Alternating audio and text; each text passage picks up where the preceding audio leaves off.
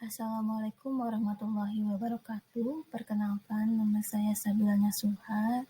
Saya dari jurusan Manajemen Pemasaran, kelas 2 D02. Sekarang saya ingin menjelaskan tentang materi perkembangan distribusi multimedia. Yang pertama, ada pengertian distribusi multimedia.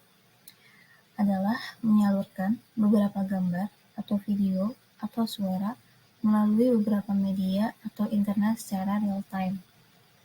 Di dalam distribusi multimedia itu ada namanya media. Yang pertama ada multimedia streaming, merupakan suatu teknologi yang mampu mengirimkan file audio dan video digital secara real time pada jaringan komputer. Yang kedua ada yang namanya broadcasting, merupakan proses pengiriman sinyal ke berbagai lokasi secara bersamaan, baik melalui satelit, radio, televisi, komunikasi, data pada jaringan, dan lain sebagainya. Lalu ada namanya video on demand, adalah sebuah istilah penyajian video yang bisa diakses secara online melalui jaringan internet atau intranet, di mana pemirsa bisa melihat kapanpun sepuasnya dan berulang-ulang tanpa harus terikat waktu dan tempat. Videonya itu biasanya bisa disajikan secara langsung, secara streaming, atau bisa di-download. Lalu ada namanya multimedia courseware.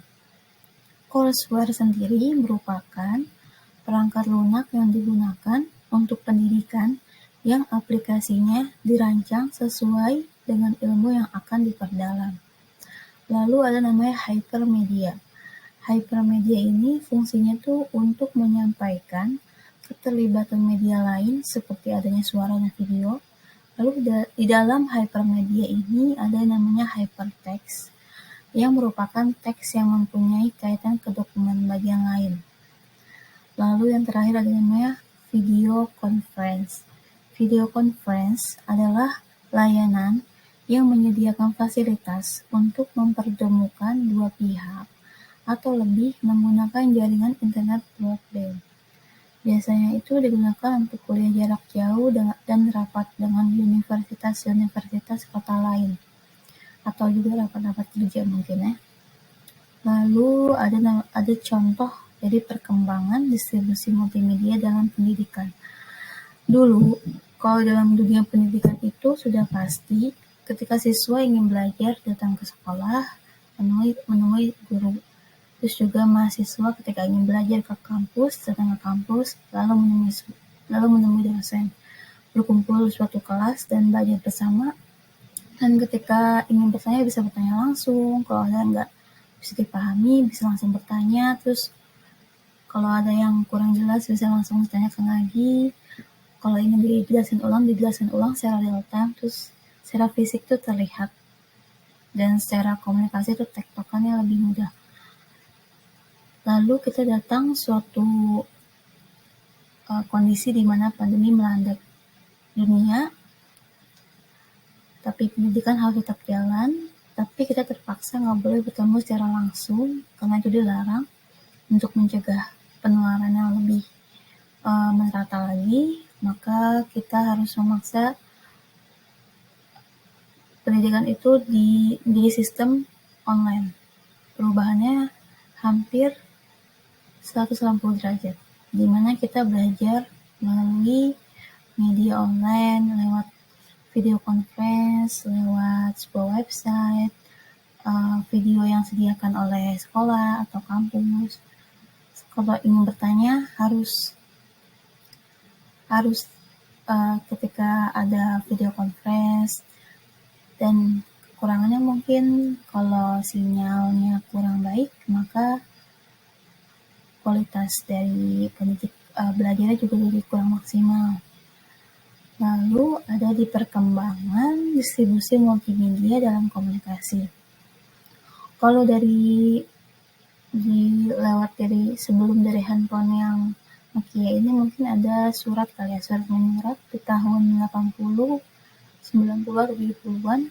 Surat menyurat itu jadi tren yang dipegang masyarakat saat itu untuk komunikasi, atau koran dan majalah. Lalu makin berkembangnya zaman, masuklah ke zaman dimana handphone Nokia ini sangat tren dan hampir semua masyarakat memilikinya. Di HP Nokia ini seperti kita tahu, saat itu yang bisa digunakan hanya untuk telepon, SMS, atau main game.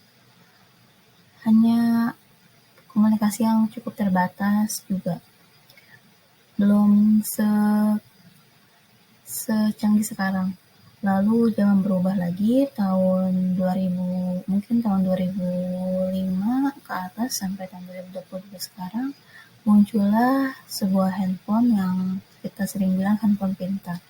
Di mana di dalamnya tuh banyak mencakup hal-hal yang bisa dibilang sangat keren dan sangat berguna saat ini. Tentunya juga di dalam handphone ini tuh jadi lebih banyak hal yang bisa dilakukan dibanding handphone yang sebelumnya. Kalau di handphone sebelumnya itu hanya digunakan untuk telepon, SMS, main game. Gamenya juga kalau nggak salah dulu tuh game ulat yang jalan-jalan gitu. Kalau saat ini tuh bisa banyak hal seperti bisa buka WA, bisa buka Instagram, main Instagram, nonton YouTube. Terus juga saat ini juga lewat bank mobile banking, lewat handphone. Terus juga ada e-wallet lewat handphone. Kalau juga ada video conference, kalau ingin belajar lewat Meet Zoom, lewat handphone juga bisa. Dan banyak hal lainnya yang bisa yang ada dalam satu genggaman handphone pintar ini. Lalu ada juga di perkembangan distribusi multimedia dalam sosialisasi. Dulu ketika kita ingin bersosialisasi dengan orang lain, sudah pastinya itu udah wajib banget kita bertemu dengan orangnya secara fisik dan langsung melihat gitu. Langsung ngobrol, langsung menyapa, langsung bisa menyentuh orangnya gitu. Bisa menyentuh teman kita, sahabat kita, dan lain sebagainya. Biasanya bertemu di suatu tempat atau di suatu taman atau dimanapun secara real time. Tapi karena balik lagi waktu terjadi pandemi, kita terpaksa bersosialisasinya tidak boleh secara real time karena bakal dampaknya takutnya akan menimbulkan penyebaran yang lebih luas, maka tidak diperbolehkan. Terpaksalah karena sebagai kita manusia kan sebagai makhluk sosial tidak pasti butuh untuk sosialisasi dengan banyak orang juga. Nggak mungkin kan kita jadi orang yang selalu individu aja. Maka untuk solusinya dari hal ini bergantilah sosialisasinya, kita bersosialisasi itu lewat sosial media. Itu benar-benar tren waktu pandemi meningkat tinggi gitu.